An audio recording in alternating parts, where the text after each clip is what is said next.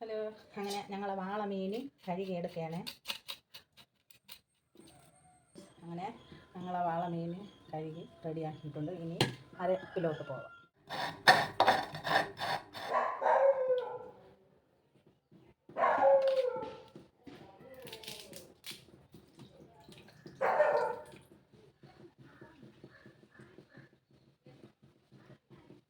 നമുക്ക് പാവയ്ക്ക വിഴുക്ക് വരട്ടി ഉണ്ടാക്കാം.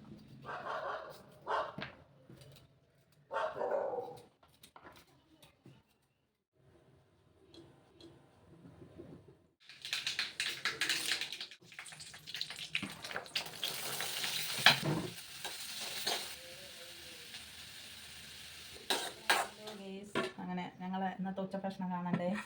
ഇന്നലെ വാങ്ങിച്ച വാള മീൻ ഇന്നാണ് കറി വെച്ചത്. ഇന്നലെ വെച്ചില്ലായിരുന്നു. അപ്പം ചോറും പിന്നെ വാള മീൻ